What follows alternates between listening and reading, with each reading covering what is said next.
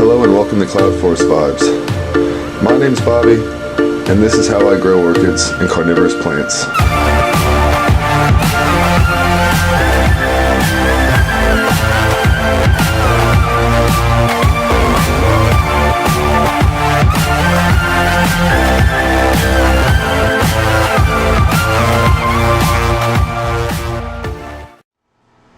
Hello and welcome to Cloud Forest Vibes. So today I'm going to have just a general look around again. I have a bloom and spike video coming very, very soon. I'm waiting for one flower to open that I think, it looks like it should be open in the next week or less, hopefully. It's a few days. So I have a really cool bloom and spike video coming. I've got lots and lots going on, but today we are going to look at growth, progress, and failure. Actually, we're going to look at a couple things that are going on right now that I do want to talk about and address with you guys, and hopefully help you guys either make the good decision or bad decision to either avoid or, not with what you do with orchids. So this is also going to feed into some of my maintenance videos that are coming up. I have left things a little bit too long with the moss. That is something that we're going to look at. I've let things stay a little bit too wet for too long. That's something we're going to look at. But we're also going to look at a lot of new growth and new progress and things like that. So without wasting too much more time in this intro, let's get to it. Let's take a look at some things, and yeah, we'll go from there. So thank you so much as always for joining. I do appreciate you guys. I am so thrilled at the response from this 500 subscriber giveaway video, and I have really, really awesome news for you guys. I spoke with my friends over at Tarzan, Yair, and Thomas, and they're going to be the ones that actually are going to supply the voucher or gift code for us for my subscriber giveaway. So any of you guys who are interested in trying out plants from Tarzan or trying out miniatures or other rare plants that they might have to offer, this is going to be an awesome opportunity for you guys to do so. I'm super thrilled to be able to team up with them, and I'm super thrilled that I have their support on this, because they really are really good people, and I really do hope you guys take the time to check them out, because they have so many cool plants and unique plants, and I just want to be able to share that same gift with you guys. So that's really awesome. And as far as plants go, with the ones I want to give away, in this video we're going to look at a couple, and I'm going to let you guys actually vote for which one you guys want to see me give away for either the first place or second place winner, whoever decides to take that plant or whoever ends up getting that plant. So I'm going to give you guys a few options today, and in the comments below I would love to hear your guys' input. Take a vote, I'll do a tally, and that's going to be the plant that we end up giving away, in addition to whatever voucher we get from the awesome guys over at Tarzan. So Thomas and Yair, thank you so much again for being a part of this. I cannot tell you how much I appreciate it, and all of you guys as well, all my subscribers, thank you so much for participating in this and being a part of my channel and this awesome giveaway. So anyway, here we go. I'm going to get in here. We're going to take a look at some things. I think what we'll do is we'll start with the plants for vote, for division, and for giveaway, and then we'll get into the progress and updates on the other stuff. So here we go. Alrighty, so the first plant that we're going to look at here that I'm going to divide and do something with this year is my Maxillaria tenuifolia. And in case you guys can't get any kind of grasp at how large this plant actually is, it is kind of a monster. It's pretty big.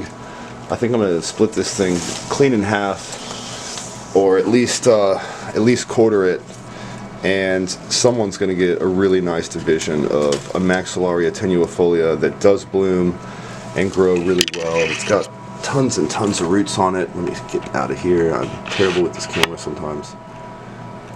Here we go, much better. We've got new roots coming out all over the place. This thing stays in growth. It is always pushing out new growth all over the place. A couple of the leaves you see here that are yellowing, those are older growths that are, just spent. They've been on there for a few years.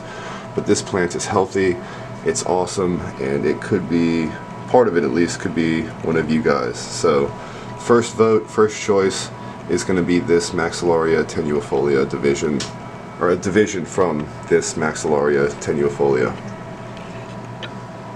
Alrighty, on to the next.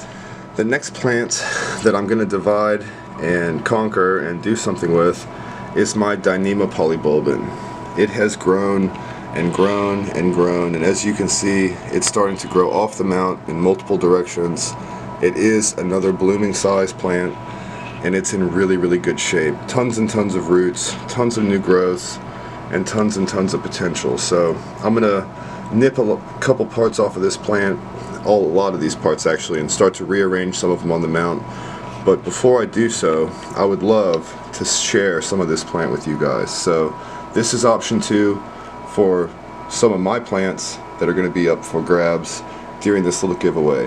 Dyneema polybulbin. Any of you guys who love miniatures, this is a really easy growing miniature. You can grow this probably in your home on the windowsill if you pay attention to ambient humidity and watering. So highly recommended by me. Oop. Really cool little blooms. They have an awesome fragrance, and once you get it going and established, as you can see, it is very prolific. Lots and lots of blooms on it right now. This is the most I've ever had in the 3 years that I've had it, and I'm just thrilled. So Dyneema polybulbin. On to the next. Our third choice for plants from my collection for you guys to choose from for this giveaway, or vote for this giveaway, is this. This is a Speculinia grobii. This is the yellow variety, and as you can see, this is a huge specimen sized plant. I will be honest, I have never bloomed this, but I think a division might do it really good. Some pleurothalids really do flourish after being divided, but it is a very healthy plant. There's nothing wrong with this. Perhaps something in my culture or care for it, but it is a really nice little plant. For all you miniature lovers, it is a really good grab. So I'm going to take this off this mount and tend to it here very soon. I think I'm going to divide it either way, and I would just love to share a piece of this plant with one of you guys. See how you guys do with it. See if you can get it to bloom. I've had this for about 2 years, and again, so far unsuccessful with the blooming, but again, it is a really healthy, really nice plant. So that is Speculinia grobii, and that is the yellow variety. Up for grabs, guys. And the fourth and final plant that we're going to be voting on today for choices for you guys is this Restrepia falkenbergii. This plant is growing really well on this mount. It's got several divisions on here already, and what I want to do is take it off the mount. I want to freshen up the moss a bit here soon, and what I'd love to do again is take a piece of this or so and share this with you guys. This is a really neat, really easy to grow Restrepia. It's pretty much intermediate temps, somewhat warmth tolerant, down to cool, and yeah, if you're into miniatures, again, this is an awesome one to start with. It has decent size, small blooms that pack a real punch, and if you love Restrepias as much as I do, this is an awesome plant to start with. So that's the fourth and final one that we're going to vote on, and yeah guys, good luck. So again, to wrap this up, we have the Restrepia falkenbergii here. We've got the Speculinia grobii yellow variety. We've got the Maxillaria tenuifolia, and we've got the Dyneema polybulbin up here. I look forward to seeing what you guys choose. I really do, and I will announce which plant we're going to go with in the next video ahead of the giveaway. So in the next couple days, I will let you guys know. So that is our plants, and now on with the rest of the video. I'd mentioned before that we're going to look at a couple things, and I'd mentioned a failure. We have a casualty. This hurts. This is actually my Hariella odorata, and it tanked. I got some water down in the crown. It's a monopodial orchid, and that is that. It is toast.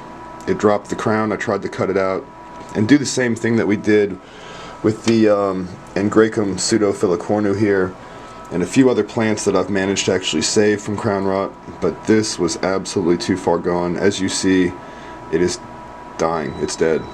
So I'm gonna have to replace this plant. I do absolutely adore this plant. I love it. I have to have it in my collection. But yeah, man, our Harryella odorata is gone, and that is a sad, sad thing. I'm keeping it hung up here just for a little while longer, just in case something happens, but I don't see anything happening. It looks like the roots are dead or dying, and I think that plant is absolutely a goner.